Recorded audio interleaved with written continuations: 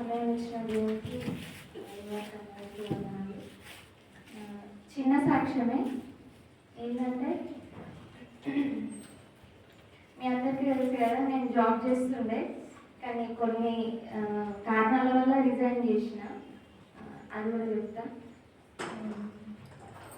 నిన్న దినంన TG set 2024 result వచ్చేది ఉంది. అంటే దాని మీద బాగా హోప్ ఉండే వస్తుంది అని. అయితే వాళ్ళు ఏం చేసిందంటే డైరెక్ట్ వెబ్సైట్లో హాల్ టికెట్ నెంబర్స్ పెట్టకుండా వస్తుంది వస్తుంది వస్తుంది అని చెప్పి పెట్టిండ్రు. పెడతా ఉంటే ఇచ్చిండ్రు అన్నట్టు లిస్ట్. నా సబ్జెక్ట్లో ఇంతమంది రాసిండ్రు, ఇంతే మంది క్వాలిఫై అయినరు, 7% మందే ఆ ఎగ్జామ్ పాస్ అయినరు, క్వాలిఫై అయినరు అని చెప్తే అనుకుంటున్నాం మేము ఈ 7%లో నేను ఉంటానా, ఉండను కావచ్చు, అట్లనే ఉంటున్నా. బట్ దేవుడు వాళ్ళు అప్లోడ్ చేసేసరికి నైట్ 11 10:30 ఏమో అయింది. అయితే నాకు నిద్ర పట్టలేదు. సరే పొద్దున చూసుకుందాంలే అని పడుకున్నా. నాకు ఎందుకో నిద్ర పట్టలేదు. పవర్ పోయింది, కరెంట్ పోయింది. తిరిగి లేచి చూసేసరికి క్వాలిఫైడ్ అని వచ్చింది నాకు. అంటే దేవుడు నన్ను టీజీ సెట్లో క్వాలిఫై చేసిండు. అందుకని దేవునికి వందనాలు. అంతకుముందు గ్రూప్ 4 వెరిఫికేషన్కి కూడా వెళ్ళినా కానీ అంటే దేవుని చిత్తం ఏముందో రాలేదు. వెరిఫికేషన్ వరకు కూడా వెళ్ళిన, ఎగ్జామ్ మంచిగా రాసినా కానీ దేవుని చిత్తం. అయితే నేను రాలేదు. నిన్న మొన్న 2 days బ్యాక్ అనుకుంటా గ్రూప్ 4 రిజల్ట్ వచ్చింది. ఆ రోజు బాధపడతా ఉన్నా. అంటే మా ఆయన ఏమన్నాడంటే, ఎందుకు బాధపడుతున్నావు అంటే, ప్రెగ్నెంట్ ఉండి చదవలేకపోయినావు కదా. కొందరైతే సంవత్సరాలు పడి చదువుతున్నారు. నువ్వు ఒక 5-6 నెలలే చదివినావు కదా, ఏం కాదు, తర్వాత దేవుడు నీకు మంచి ఉద్యోగం ఇస్తాడు అని చెప్పుకుంటూ వస్తుండు. అయితే నేను ఒకటే అన్నా, నాకున్న ఉద్యోగం వదిలేసిన కదా, ఏదో ఒకటి దేవుడు ఇంకా మంచిగా వస్తుంది. ఆ పాపని ఎత్తుకొని నేను నైట్ డ్యూటీస్ చేయలేను, మళ్ళీ సండే డ్యూటీస్, సండే మొత్తము అక్కడనే ఉండాలి కాలేజ్లో. అది నాకు నచ్చలేదు. సండే దేవుని సన్నిధానంలో ఉండాలి కదా, వాళ్ళు కంపల్సరీ డ్యూటీ అయితే కంపల్సరీ చేస్తారు. ప్రభు ఏదైనా నీ చిత్తమే. ఆ సండే డ్యూటీస్ ఉన్నాయి కాబట్టి నేను ఆ జాబ్కి రిజైన్ చేస్తా. నేను పోయి అక్కడ రాసియలేదు కానీ మా తమ్ముడిని పంపించి రిజిగ్నేషన్ లెటర్ రాసి పంపించేసిన. సో బాధపడుతున్నప్పుడు దేవుడు ఏదైనా మనకి మేలు అంటే ఏది బెస్టో మనకు దేవుడు ఇస్తాడు. ఓవరాల్ తెలంగాణలో, మన తెలంగాణ స్టేట్లో 298 మంది క్వాలిఫై అయినరు. ఆ 298 మందిలో దేవుడు నన్ను ఉంచిండు. అంటే నాకు ఒక్కదేనా అని కాదు, ఆ ఎగ్జామ్కి కూడా చాలా మంది సంవత్సరాలు ప్రిపేర్ అవుతున్నారు. కానీ నేనేమనుకున్నా అంటే, రిజైన్ చేసిన తర్వాత 1000 రూపాయలు ఫీజు ఉండేది అప్పుడు ఆ ఎగ్జామ్కి. నేను రిజైన్ చేసిన తర్వాత లేట్ ఫీజుతోని అది 2500 అయింది. అంటే నేను అప్లై చేయాలంటే 2500 కట్టాలా. అయితే మనసులో అనుకున్నా, ప్రభువా లేట్ ఫీజుతో కడుతున్నా, ఇంకా నెల రోజులే టైం ఉంది. అందరైతే సంవత్సరాలు ప్రిపేర్ అవుతున్నారు, నాకైతే చిన్న పాప ఉంది అని చెప్పి ప్రేయర్ చేసుకొని అప్లై చేసిన. 2500 కడుతున్నాం ప్రభువా చూడండి అని. అంటే నాకు చదవడం కూడా అవుతుందో కాదు, మీరు నా ముందర ఉండి నడిపించండి, నా ముందర మీరు ఉండండి, నా జ్ఞానం కాదని చెప్పి నేను అప్లై చేసిన. చదవడం కూడా అంటే ఈవినింగ్ టైంలో లైబ్రరీకి వెళ్ళి ఒక 3-4 hours అత్తమ్మ మమ్మీ కూడా మస్తు సపోర్ట్ చేసిండ్రు. ఆమె ఏడుస్తున్నా కూడా ఏడుస్తలేదని చెప్తుండే. ఒకవేళ ఏడుస్తుందంటే ఇంటికి వస్తుందేమో అని.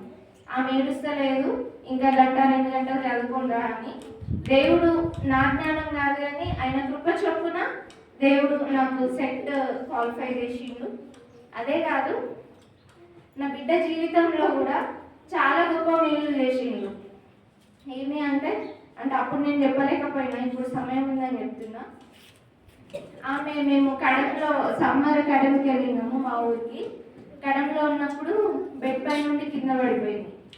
బెడ్ పై నుండి ఆమె 5 months 6 months ఉండేది. కొంచెం దమ్ వస్తుంది ఏమనుకుంటుంది.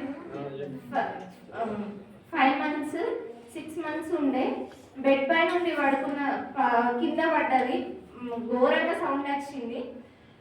ఆమె అస్సలు ఏడుపు ఆపుతలేదు. సరే కొద్దిసేపు పెట్టుకొని ఉన్నాము, అంతా చేసినాం కానీ ఏడుపు ఆపుతలేదు. సరే కొంచెం అయిన తర్వాత పడుకుంది. పడుకున్న తర్వాత ఏమైందో అని ఇట్లా ఇట్లా ఒత్తి చూసినా, మరి ఏమన్నా వస్తుందేమో, మస్తు దెబ్బ తాకింది కదా అని చూస్తే ఇట్లా వద్దంగానే ఘోరంగా వామిటింగ్ చేసింది ఆమె. ఒక పెద్దోళ్ళు కక్కుతారు కదా, ఇంత అన్నం కక్కింది. నా కాళ్ళు చేతులు ఘోరంగా వణికినాయి. అంటే దెబ్బ తాకుతుంది, చిన్నపిల్లలకి తాకదని కాదు కానీ వామిటింగ్ చేయొద్దట కదా. తాకిన తర్వాత వామిటింగ్ చేయొద్దు అని అంటే, ప్రభు ఇప్పుడైతే నిర్మల్కి దగ్గరలో లేము, అక్కడ డాక్టర్ సరిగా ఉండరు. ఆ మిడ్ నైట్ కూడా డాక్టర్కి కాల్ చేస్తే సరే మీరు తీసుకురండి చూద్దాము అని అన్నాడు. అయితే ఆ రోజు మిడ్ నైట్ 3 o'clock 4 o'clockకి పడ్డది మార్నింగ్. అయితే 5 o'clockకి ప్రేయర్ చేసుకొని వెళ్ళినాము. వెళ్ళిన తర్వాత సరే వామిటింగ్ చేసింది. నా దేవుడు నాకైతే అన్యాయం చేయడు, నా దేవుడు ఇచ్చిన గర్భఫలం ఆమె అని చెప్పేసి మేము బండి మీద వచ్చినాము.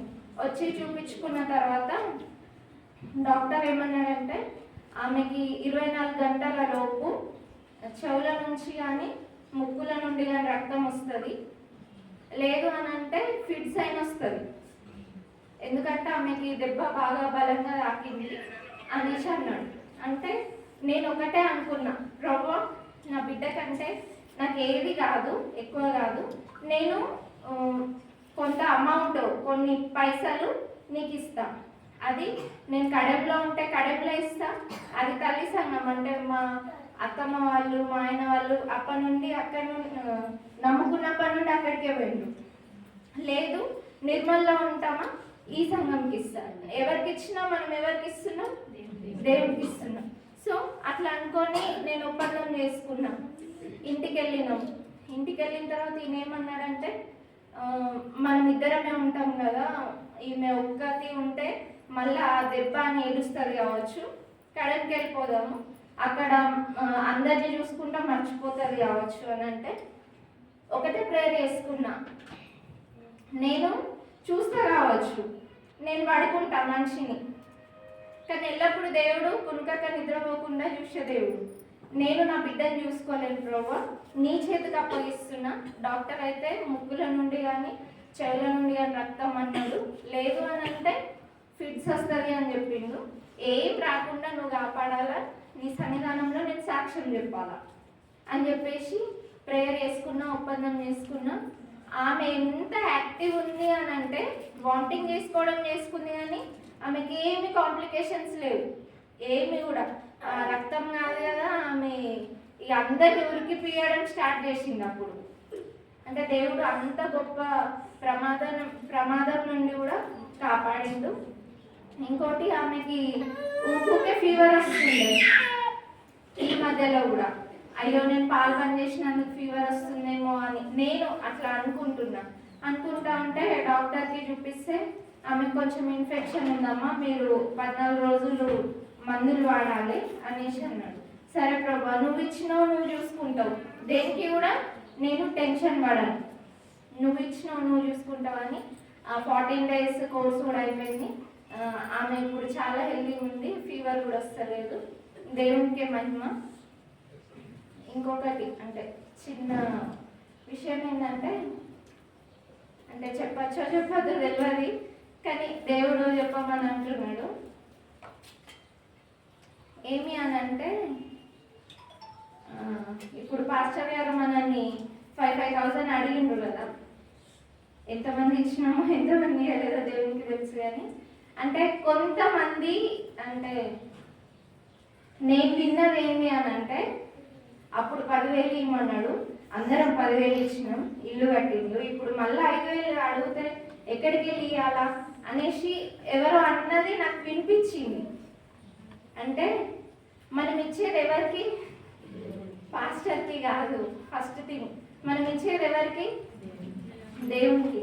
ఆ రోజు దేవుని సేవకులను దేవుడు ఎట్లా పోషించిండు, కాకులు తెచ్చి ఆహారం ఇచ్చినాయంట. మనం అనుకుంటాం మనం ఇస్తున్నాం కాబట్టి వాళ్ళు ఎదుగుతుండ్రు, మనం ఇస్తున్నాం, మనం ఇయ్యకపోతే దేవుడు వాళ్ళకి ఇంకో దారి తెలుస్తాడు కదా. మన ఆస్తులేం రాసిస్తలేవు, ఆ కాలంలో ఆస్తులు సైతం రాసిస్తుండ్రు.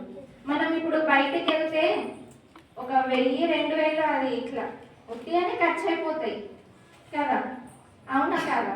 అంటే మనం అట్లా అనుకోవడం వల్ల మన మీదకి శాపం వస్తుంది అని దేవుడు వాళ్ళని బ్లెస్ చేస్తూనే ఉంటాడు.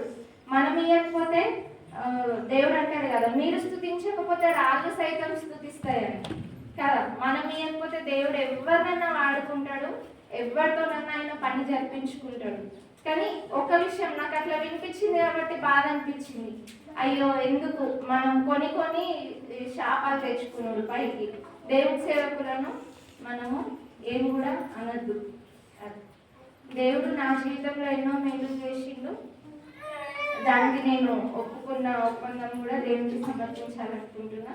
దేవుడు ఇచ్చిన సాక్ష్యం దీవించి ఆశీర్వదించును గాక.